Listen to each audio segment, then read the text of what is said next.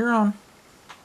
Hello everybody, I'm here with a Bible reading. I hope you guys are having a great day. Today's Friday already, could you believe it? We're supposed to have a storm tomorrow here, they say. Rain and snow mixed. We'll see. It's supposed to be cold. Sure might have to walk over to the store before it gets bad, because tomorrow I won't be able to go out. We need some bread for sure. Okay, so today, sorry if you hear my stomach growling, it's acting up today, it's really loud. It's just being contrary. I just had to take my stomach medicine. Sherman and I made beans and cornbread yesterday. That's what we're going to have today. Again, we're going to have beans and cornbread. It was really good. Yeah. Yeah, yum yum. I think Sherman's having him a bowl right now. Alright, today we're going to be reading Matthew chapter 12, verses 1 through 21, Psalm 15, and Proverbs chapter 3, verses 21 through 26. Alright, let's get down there. Okay. Jesus' words are mixed in through this one.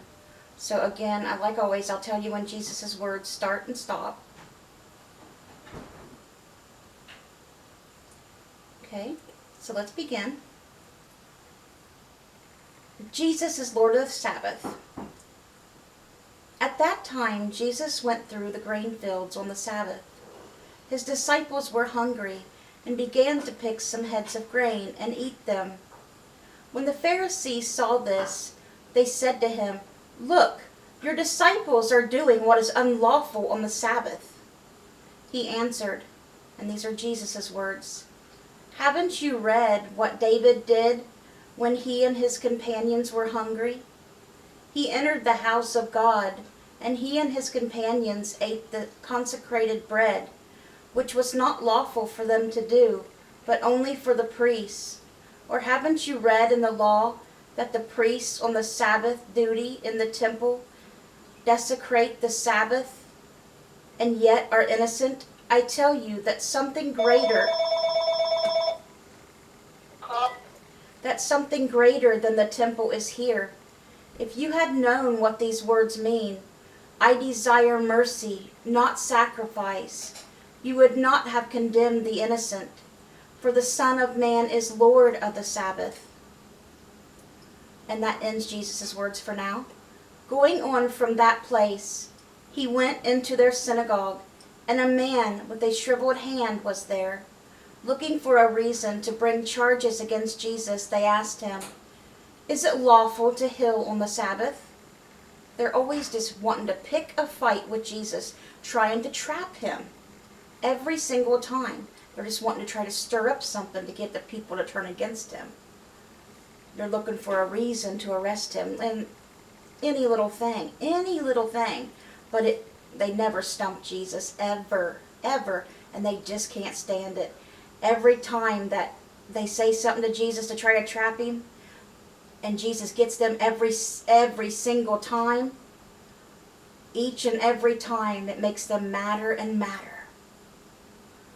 And they just want him gone. Going on from the place, Jesus met a man with a shriveled hand. He said to them, and these are Jesus' words, "If any of you has a sheep, and it falls into a pit on the Sabbath, will you not take hold of it and lift it out? How much more valuable is a person than a sheep? Therefore it is lawful to do good on the Sabbath." How wise are these words? Just think about that.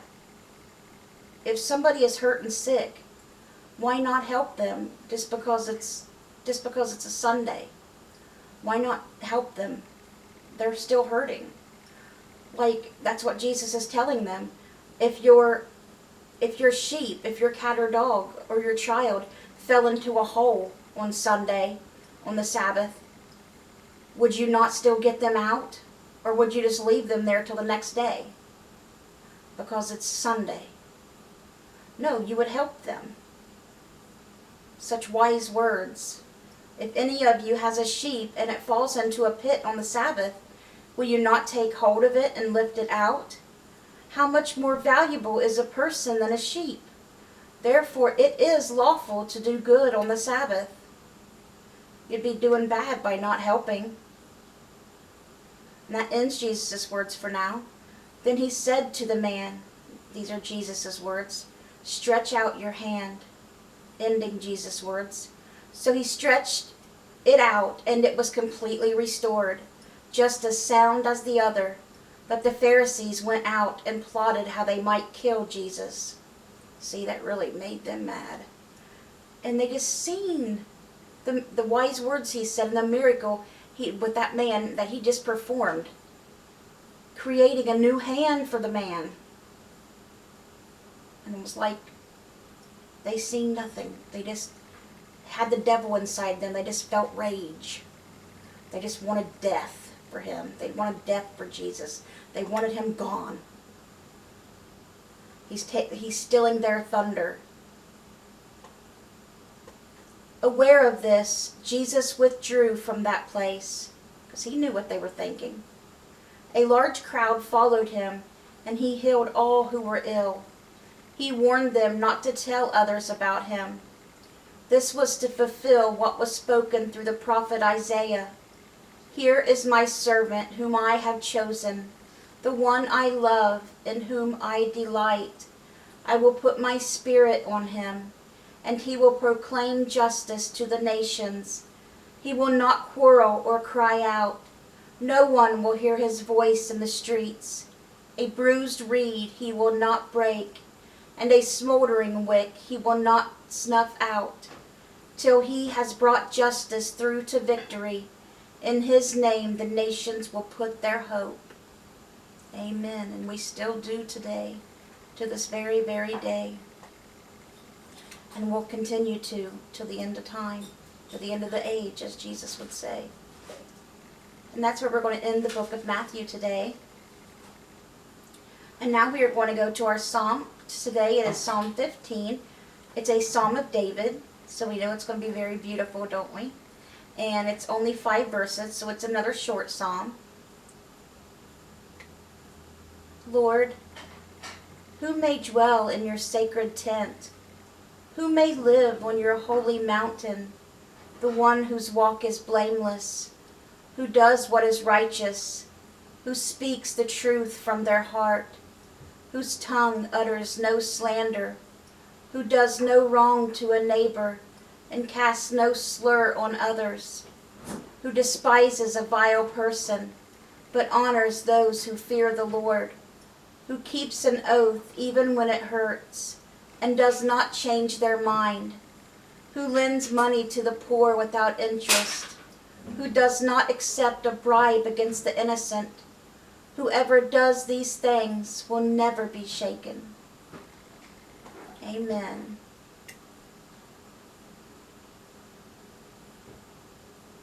And that is our psalm, Psalm 15, a Psalm of David today.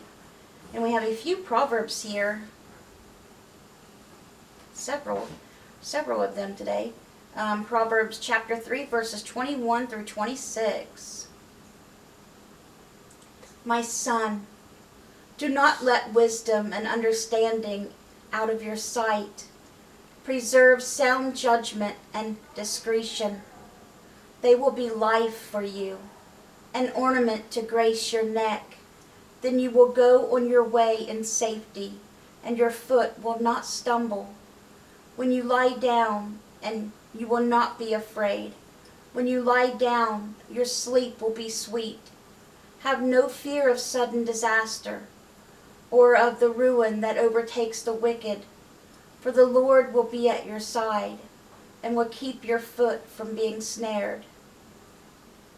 And that was Proverbs chapter 3, verses 21 through 26. Okay, guys, that was our Bible reading for today. I hope it touched your hearts. So let me get out our homework book and our prayer requests.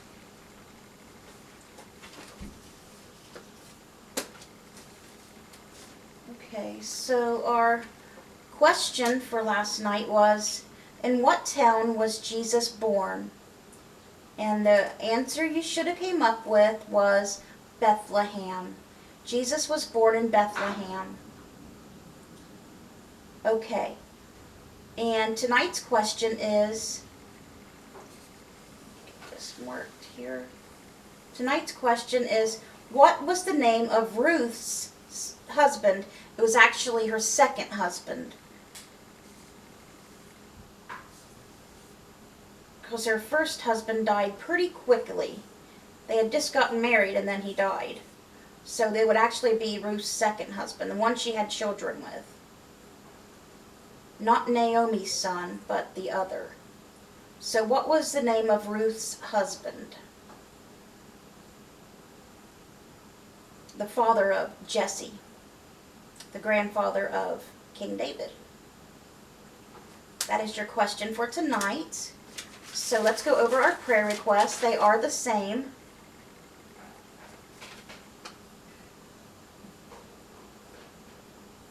Please pray for Lonnie Doles Jr. and family, Jimmy Myers, Abby Myers and Rhonda Karshner, Sherman Crabtree, Layla and her son Emil, Michelle Watkins, Judy Thompson, Rowan,